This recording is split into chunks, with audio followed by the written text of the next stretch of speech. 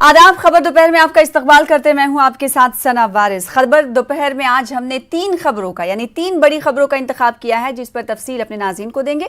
पहली खबर की अगर हम बात करेंगे तो उत्तराखंड में मंजरनामा, सियासी मंजरनामा बड़ी तेजी से ही तब्दील हुआ है।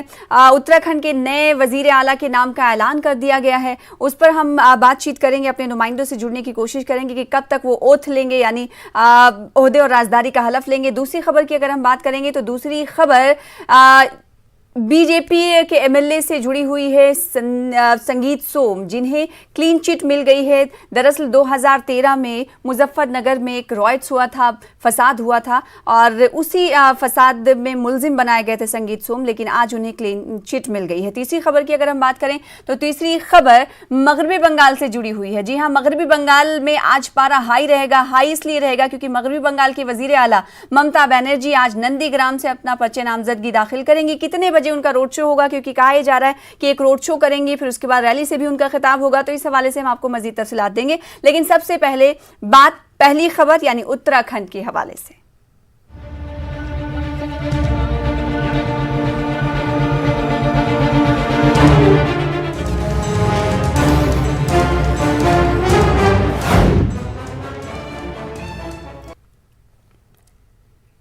तीरथ सिंह रावत उत्तराखंड के नए वजीर आला होंगे। बीजेपी कानून साज पार्टी की मीटिंग में तीरथ सिंह के नाम पर इत्तफाक हुआ। तीरथ सिंह रावत आज ही ओहदे का हलफ लेंगे। तीरथ सिंह के नाम के ऐलान के साथ ही रियासत की सियासत में मची हलचल अब थम गई है। तीरथ सिंह रावत गढ़वाल से लोकसभा रुकने यानी मेंबर ऑफ पार्लियामेंट हैं। वो उत्तराखंड के बीजेपी के सदर भी रह चुके हैं। तो इस वक्त उत्तराखंड से बड़ी खबर आपको दे रहे हैं कि तीरथ सिंह रावत उत्तराखंड के नए वजीर आला होंगे। कल ही आपको बता दें कि त्रिवेंद्र सिंह रावत ने ओहदे से इस्तीफा दिया है। तीरथ सिंह रावत त्रिवेंद्र सिंह रावत की अब जगह लेंगे। बीजेपी रुकने पार्लियामेंट हैं तीरथ सिंह रावत, गढ़वाल से इनका ताल्लुक है। उत्तराखंड बीजेपी के सदर भी रह चुके हैं तीरथ सिंह रावत। अब सवाल ये उठता है कि जिन हालात में त्रिवेंद्र सिंह रावत ने इस्तीफा दिया या फिर उनसे लिया गया, तो क्या वो हालात अब नाम की तब्दीली के साथ बदल जाएंगे? यानी जो सियासी क्राइसिस पार्टी में जारी थी, जिन अरकान असेंबली ने एतमाद नहीं जताया था, तो क्या अब तीरथ सिंह रावत के आ जाने से पार्टी तमाम क्राइसिस को दूर करेगी? ये अहम सवाल बना हुआ है। साथ ही सवाल ये कि आज तीरथ सिंह रावत कितने बजे ओहदे और राजदारी का हलफ लेंगे? इस वक्त की बड़ी खबर आपको उत्तराखंड से दे रहे हैं। गुज़िश्ता कई दिनों से उत्तराखंड में सियासी बहरान जारी था और अब सियासी बहरान थम गया है क्योंकि नाम का ऐलान कर दिया गया है। त्रिवेंद्र सिंह रावत की जगह अब तीरथ सिंह रावत लेंगे उत्तराखंड के नए वजीर आला के तौर पर। तीरथ सिंह रावत ने क्या कहा, आइए आपको सुनाते हैं। अपने आदरणीय प्रधानमंत्री जी, राष्ट्रीय अध्यक्ष जी और गृह मंत्री जी का धन्यवाद करना चाहूँ केंद्र नेतृत्व का, जिन्होंने मुझे पदभार दिया है। ऐसा विश्वास किया, एक छोटे से कार्यकर्ता को गांव से आया हुआ, कल्पना नहीं की थी कभी मैंने कि इस तरह का यहाँ तक होगा वो उनकी। और आज मैंने यहाँ पे छत्तीसगढ़ रमन सिंह जी ने किया है और मेरा है कि ये जनता के विश्वास पर पूरा खरा उतरने का प्रयास करेंगे। 4 साल माननीय मुख्यमंत्री जी ने जो काम किए हैं इस प्रदेश के लिए, उसको आगे बढ़ाएंगे। तो आप रद्द-ए-अमल देख रहे थे। जो नए वजीर आला होंगे उत्तराखंड के, त्रिवेंद्र सिंह रावत के बाद तीरथ सिंह रावत अब नए वजीर आला होंगे। उनका रद्द-ए-अमल देखा हमारे अवाम ने और उनकी तरफ से ये कहा गया कि दरअसल अवाम का यकीन वो जीतेंगे और जो जिम्मेदारी उन्हें दी गई है उसे बखूबी निभाने की कोशिश करेंगे। अनूप हमारे साथ जुड़े हुए हैं इस खबर पर बातचीत करने के लिए तफसील के साथ। अनूप, भले ही बात उत्तराखंड की हो, लेकिन दिल्ली में सियासी हलचल इस हवाले से जारी रहा। वो सियासी हलचल थम गया है क्योंकि नाम का ऐलान कर दिया गया है। आज कहा जा रहा है कि वो शपथ ले लेंगे। लेकिन सवाल ये उठता है कि जिन कठिनाइयों परेशानियों के बीच ये सियासी तब्दीली आई है, क्या अब तीरथ सिंह रावत के बाद वो तमाम क्राइसिस खत्म हो जाएंगे?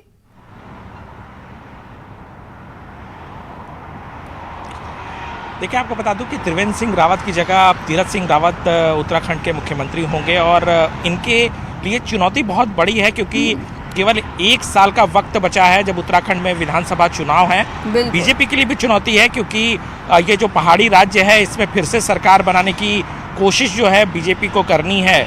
ऐसे में जिस तरीके से पिछले कुछ दिनों से एक बीजेपी के अंदर सिरपुटौल या टकराव की स्थिति देखने को मिल रही थी या त्रिवेंद्र सिंह रावत के खिलाफ जैसे कि जिस तरीके से कुछ एमएलए और कुछ मंत्री सामने आ गए थे, तो इसको लेकर पार्टी ने रिस्क लेना उचित नहीं समझा और पार्टी को लगा कि अगर अभी नेतृत्व परिवर्तन नहीं किया जाता है तो फिर पार्टी के स्तर पर एकजुटता नहीं दिखाई देगी और कहीं ना कहीं इसका खामियाजा जो है आने वाले विधानसभा चुनाव में भुगतना पड़ सकता है। यही वजह है कि नेतृत्व परिवर्तन किया गया।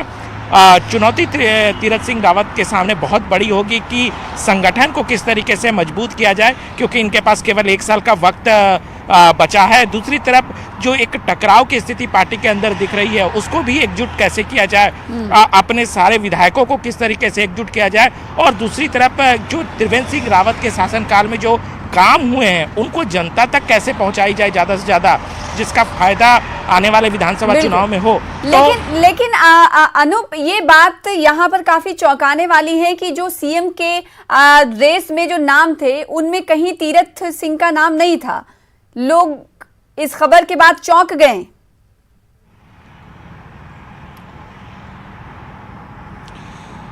देखिए, बरसों से बीजेपी को मैं कवर करता आ रहा हूं और जाहिर सी बात है कि बीजेपी में सूत्रों के हवाले से जैसे खबरें चलाते हैं, हम लोग भी चलाते हैं, तो कोई सटीक नाम सामने आ जाए इसकी संभावना बहुत कम होती है।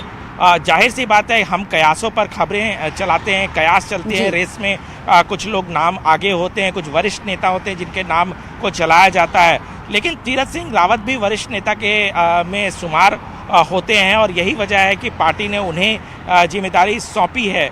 देखिए, फैसला अब हो गया इसलिए कयासों में जाना अब वो पीछे छूट गया है। सबसे बड़ी बात है कि जिस तरीके से बीजेपी में एक सिरपुटौल दिखने को मिल रहा था या एक नाराजगी देखने को हमने देखा, तो ये सारी चीज़ें कह सकते हैं सारी चीज़ों का पटाक्षेप हो गया है। तीरथ सिंह रावत अब मुख्यमंत्री घोषित किए जा चुके हैं, शपथ ग्रहण समारोह भी हो जाएगा।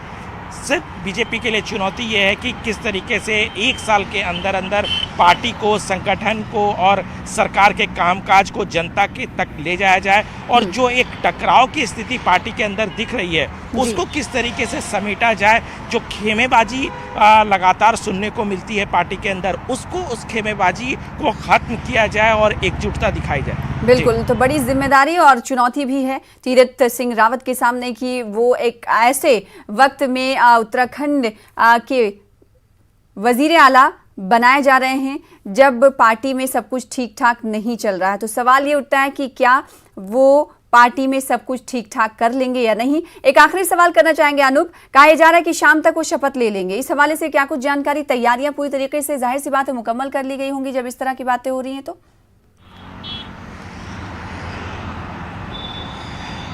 देखिए, पार्टी के स्तर पर और सरकार के स्तर पर इसकी तैयारी जाहिर सी बात है पूरी कर ली गई होगी और बीजेपी किसी भी तरीके से देर नहीं चाहती है क्योंकि आपको जिस तरह से बताया 4 साल के कार्यक्रम भी होने, 4 साल पूरा करने वाली है बीजेपी सरकार, तो उसके भी कार्यक्रम होने वाले हैं और आगे आने वाले वक्त में कुंभ और बहुत सारी चीज़ें हैं जो होने वाली है। ऐसे में बहुत समय बीजेपी बर्बाद नहीं करना चाहती है, तो जाहिर सी बात है जल्द से जल्द इस पूरे जो कार्यक्रम है और पूरी प्रक्रिया पूरी कर ली जाएगी क्योंकि इन्हें मंत्रिमंडल में भी कई नाम लाने हैं। हो सकता है तीरथ सिंह रावत कई नए चेहरे को भी वो मौका दें, तो ये सारी चीज़ें जो है वो बहुत जल्द हो जाएगी। जी, बहुत शुक्रिया हमारे साथ जुड़ने के लिए, तफसील से जानकारी फराहम करने के लिए। तो उत्तराखंड से आपको तफसील दे रहे थे क्योंकि आप उत्तराखंड में सियासी हलचल जो बनी हुई थी वो अब थम सी गई है।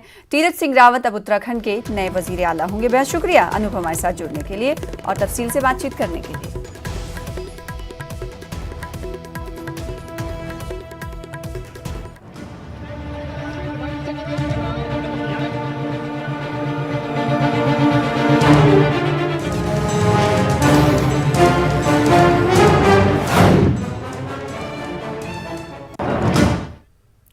अब आगे बढ़ेंगे और दूसरी बड़ी खबर की बात करेंगे। जैसा कि मैंने शुरुआत में ही कहा था कि दूसरी खबर दरअसल संगीत सोम से जुड़ी हुई है, क्योंकि 2013 में मुजफ्फरनगर में एक फसाद हुआ था जिसमें मुलजिम बनाए गए थे, और अब ये खबर है कि संगीत सोम को उस मामले में क्लीन चिट मिल गई है।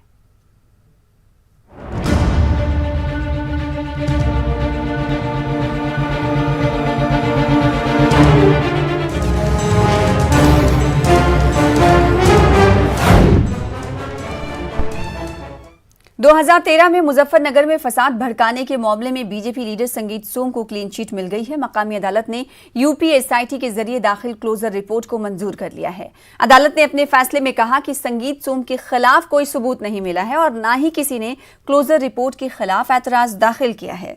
अदालत ने शिकायत कुनिंदा सब इंस्पेक्टर सुबोध कुमार सिंह के नाम कई नोटिस जारी किया, लेकिन नोटिस का कोई जवाब नहीं मिला। हाल ही में एक पुलिस कांस्टेबल ने अदालत को जानकारी दी कि सुबोध कुमार की मौत हो चुकी है, जिसके बाद अदालत ने क्लोजर रिपोर्ट को मंजूर करने का हुक्म दिया है। तो बड़ी खबर यह है कि संगीत सोम को राहत मिली है। तंजीर अंसार हमारे साथ हमारे नुमाइंदे जुड़े हुए हैं इस खबर पर बातचीत करने के लिए मेरठ से। तंजीर से भी हम सवाल करेंगे, साथ ही साथ लखनऊ का भी हम रुख करेंगे। हमारे नुमाइंदे तारिक कमर भी जुड़े हुए हैं। सबसे पहले तंजीर ये बताइए कि 2013 में मुजफ्फरनगर में जो फसाद हुआ था, जिस मामले में आज संगीत सोम को क्लीन चिट मिली है, दरअसल पूरा मामला क्या था और आज जब क्लीन चिट मिली तो लोगों का रिएक्शन क्या है? जी बिल्कुल सना, देखिए 2013 में ये कवाल कांड हुआ था और उसके बाद जो है वो फसाद हुए, फिर कवाराना फसादात में 66 लोगों की जो सरकारी आंकड़े उसमें मौत हो गई थी। और इसकी जो वजह समझी जा रही थी वो ये कि संगीत सोम और दूसरे जो कई ऐसे लीडर थे जिन्होंने भड़काऊ पोस्ट जो होती हैं वो फेसबुक पर अपलोड की थी, और इसी तरह के एक मामले में संगीत सोम ने भड़काऊ पोस्ट जो है वो फेसबुक पे अपलोड की थी, और इसका मामला जो है वो मुजफ्फरनगर कोतवाली थाना कोतवाली में दर्ज हुआ था। दिलचस्प बात यह है कि सुबोध कुमार जो कि बुलंदशहर में फसाद में एक और उनका कत्ल कर दिया गया था, तो वो इस वक्त एएसआई थे थाना कोतवाली में, और वही वादी भी थे कि उन्होंने उसी इनके खिलाफ जो मामला दर्ज किया था उसमें एएसआई सुबोध कुमार थे। अब जो एफआईआर लगी है और कोर्ट ने इसको कबूल किया है, तो पुलिस ने इस मामले में एसआईटी की जांच के बाद ये हलफनामा दाखिल किया कि सुबोध कुमार जो कि वादी थे उनकी मौत हो चुकी है, और इस मामले में किसी तरह के संगीत सोम की कोई भी शमूलियत इसमें जाहिर नहीं हुई कि उन्होंने ये पोस्ट डाली और इसके बाद ये फसाद भड़का है। दरअसल कोई किसी तरह के सबूत नहीं मिले, ये एफआईआर में ये रिपोर्ट दाखिल की गई है। इसके बाद अदालत ने जब कोई सबूत नहीं था तो उसके बिना पर जो आईपीसी की दफा 153 है, 420, 120 बी और 66 जो है धाराएं हैं, इनके तहत जो मुकदमा दर्ज था उसको खारिज कर दिया है। तो ये संगीत सोम के लिए तो एक बड़ी राहत है, लेकिन जो 2013 से जो भी तंजीमें हैं वो मुजफ्फरनगर फसाद के जो मुकदमे लड़ रही हैं, फिर जो फसादात में मुतासरीन है या जो हलाक हुए महलूकीन के अहले खाना है, उनके लिए बहुत धचका है और सदमा भी है कि जिस तरह से एसआईटी ने तश्कील दी गई थी और उसके बाद जांच की, और उसके बाद इस तरह के मामले जो फसाद में अहम मुलजिम हैं उनके खिलाफ ही मामले वापस लिए जा रहे हैं। इससे कबल भी जब बीजेपी हुकूमत जो है वो बनी थी इस स्टेट में, उसके बाद जो है मुकदमे वापस लेने की बात चली थी, तो ये सारा मामला उसी चीजों से जोड़कर देखा जा रहा है। तंजीर, जैसा कि अदालत ये कह रही है कि क्लोजर रिपोर्ट के खिलाफ भी किसी ने एतराज जाहिर नहीं किया, जो तंजीमें इस फसाद के हवाले से सरगर्म थी ताकि इंसाफ मिल पाए मुतासरीन को, वो आखिर क्यों नहीं क्लोजर रिपोर्ट के खिलाफ अपना एतराज जता पाई? बड़ा सवाल है कि चाहे वो जमीयत हो या और दीगर तंजीमें हो जो मुतासरीन के लिए काम कर रही थी, या फिर इस तरह के जो भी मामले थे उनके खिलाफ कोर्ट में जो है कानूनी चाराजोई की गई थी और मुकदमे दाखिल किया गया था और उसकी पैरवी कर रही थी, उन्होंने भी बहुत से लोगों को इस बारे में जानकारी ही नहीं है कि इस तरह का कोई मामला, जब अब ये मामला मीडिया में आया है तो लोगों को पता चला है कि जो कोर्ट में इस तरह की क्लोजर रिपोर्ट दाखिल की गई है। हो सकता है कि अब इस मामले में ये तंजीमें जो है वो कोर्ट में जाएं इस फैसले के खिलाफ और आगे आपसे जुड़ेंगे, हमारे साथ बने रहें। तारिक कमर का रुख कर लेते हैं जो कि लखनऊ से जुड़े हुए हमारे साथ। तारिक कमर, आपने भी ये खबर सुनी, अगर लखनऊ में मुख्तलिफ शोबे हयात से जुड़े हुए लोगों की बात करें तो उनका इस खबर पर, संगीत सोम को मिली राहत पर क्या कहना है? देखिए, ये बड़ा अहम सवाल इसलिए भी है कि इस सवाल का जवाब आपको भी मालूम है और हर नुमाइंदा जानता है, हुकूमत का भी, और सामाजिक कारकुनान के जो लोग हैं सामाजिक कारकुनान, वो भी जानते हैं कि किस अंदाज से मौजूदा पेशकश की जा रही है, किस अंदाज से तहफ़्फ़ुज़ फराहम किया जा रहा है मुख्तलिफ सतहों पर। देखिए, अदालत की जो कार्रवाई है उस पर कोई सवालिया निशान हम लगा नहीं सकते हैं, क्योंकि ये जमहूरी दस्तूरी जो निज़ाम है उसमें हम अदालत के किसी भी फैसले पर कोई सवालिया निशान लगाने के अहल नहीं समझते हैं उसको। लेकिन इतना जरूर है कि समाजी मंजरनामा जिस अंदाज से तब्दील हो रहा है, लोगों में बेइंतहा मायूसी है। आप देखिए, दिल्ली से उत्तर प्रदेश तक और दूसरी रियासतों तक जिस अंदाज से कार्रवाइयाँ की जा रही हैं किसी भी सतह पर, चाहे वो हुकूमत की सतह हो या अदालत की सतह, उसको लेकर लोगों में मायूसी जरूर है। देखिए, बुनियादी तौर पर जब सबूत सब फराहम कर दिए जाते हैं तो फिर वो आखिर कहाँ गायब हो जाते हैं। मुख्तलिफ तंजीमें लगी हुई हैं, समाजी कारकुनान लगे हुए हैं, जिम्मेदार लोग लगे हुए हैं, मुख्तलिफ तंजीमों के सरबराह लगे हुए हैं, जमीयत जैसी तंजीमें लगी हुई हैं, जमात इस्लामी जैसी तंजीमें लगी हुई हैं, और ये सब वो लोग हैं जो समाजी इत्तेहाद के लिए काम करते रहे हैं, फिरका परस्ती के खिलाफ काम करते रहे हैं और हिंदू मुस्लिम एकता के लिए, मुल्क की सालमियत के लिए काम करते रहे। तो इन लोगों की जब मायूसी बढ़ेगी तो आप सोचिए कि समाजी मंजरनामा किस अंदाज से तब्दील होगा। तो बुनियादी बात यह है कि देखिए, अदालत का फैसला अपनी जगह है, उसका एहतराम करते हैं, लेकिन कहीं ना कहीं लोगों में यह एहसास है कि जो कुछ भी कार्रवाई की जा रही है उसमें मुजरिमीन को बचाया जा रहा है। कहीं ना कहीं ये एहसास पनप रहा है कि जो कुछ कार्रवाई की जा रही है वो जानिबदाराना तौर पर हुकूमत के इशारे पर की जा रही है। तो जो जिम्मेदार लोग हैं, संजीदा लोग हैं, माहिर कानून है, उनको भी नजर रखनी होगी कि आखिर कहाँ कोताही हो रही है।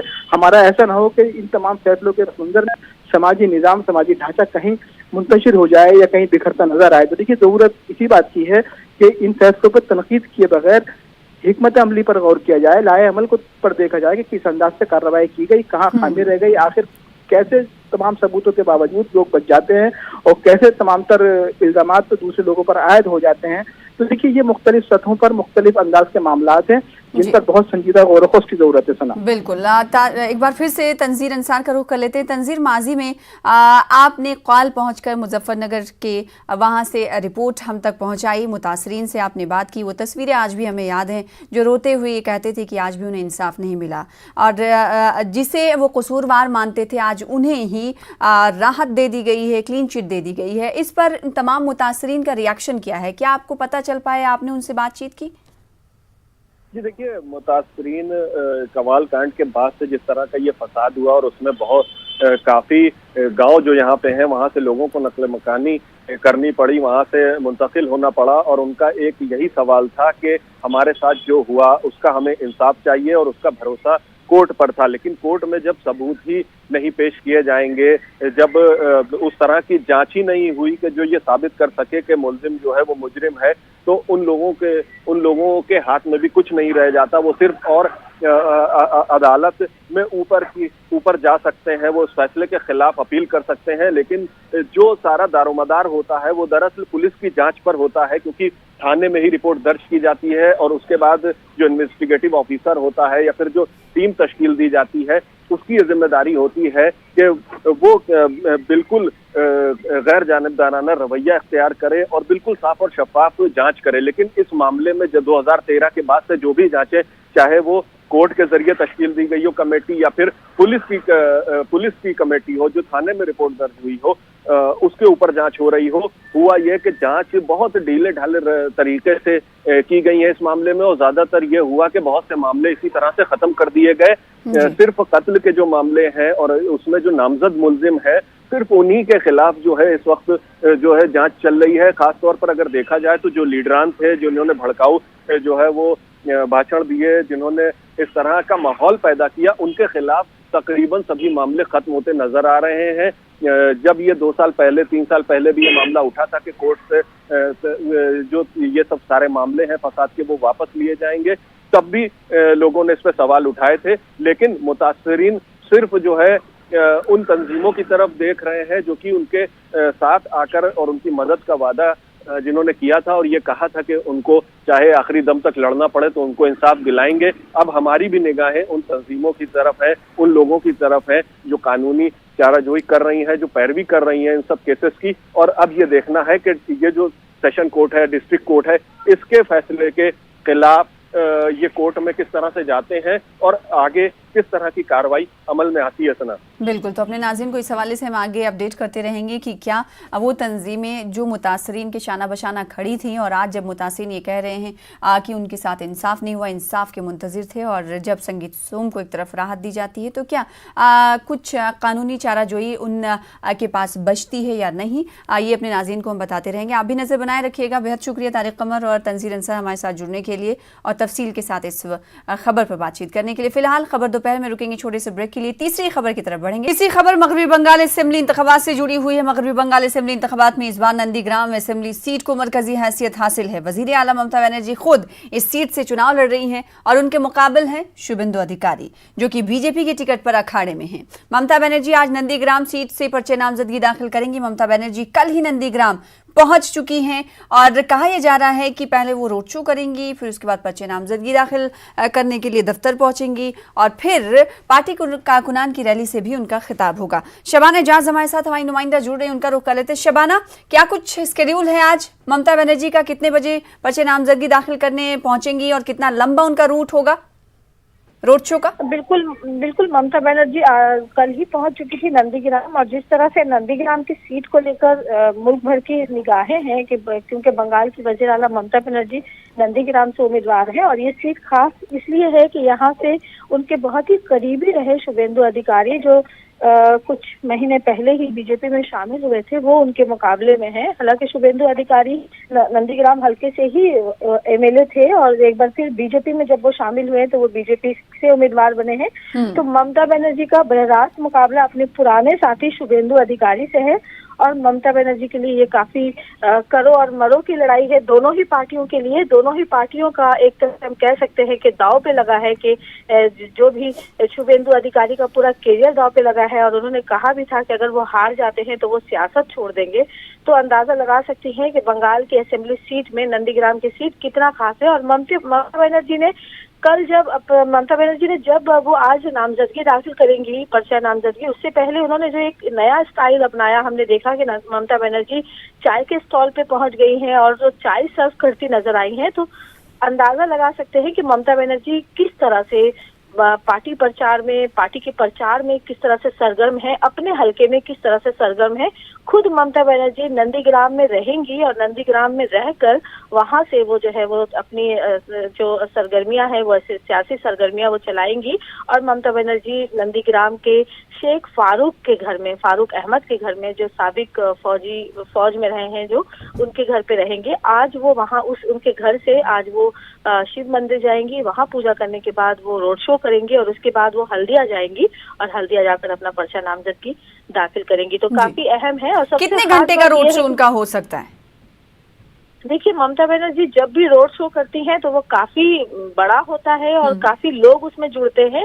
और ममता बनर्जी ने जिस तरह से नंदीग्राम में पर्चा नामजदगी दाखिल करने से पहले रोड शो करने का ऐलान किया है, तो इसका खास मकसद यही है कि वो ज्यादा से ज्यादा लोगों को अपने साथ जोड़ सके और जो एक ताकत का मुजाहरा है वो जो है वो दिखा सके। साथ ही साथ जिस तरह से ममता बनर्जी ने नारा लगाया है कि बंगाल अपनी बेटी को ही चाहता है, यानी बंगाल के इक्तदार पर बंगाल को अपनी बेटी ही चाहिए, वैसे ही कुछ ऐसा ही मिला जुला एक पोस्टर जो है वो कल मिला था, जिसके बाद जो है वो सनसनी फैल गई थी कि नंदीग्राम के लोग अपने बेटे को चाहते हैं। तो कितना सख्त मुकाबला है, इससे अंदाजा लगा सकती हैं कि एक तरफ शुभेंदु अधिकारी है जो 12 मार्च को अपना पर्चा नामजदगी दाखिल करेंगे। वो आज शुभेंदु अधिकारी नंदीग्राम में अपने ऑफिस का भी इफ्तिताह करेंगे और एक तरफ ममता बनर्जी है जो आज नंदीग्राम से रैली निकालेंगी, नंदीग्राम के लोगों के साथ चलेंगी।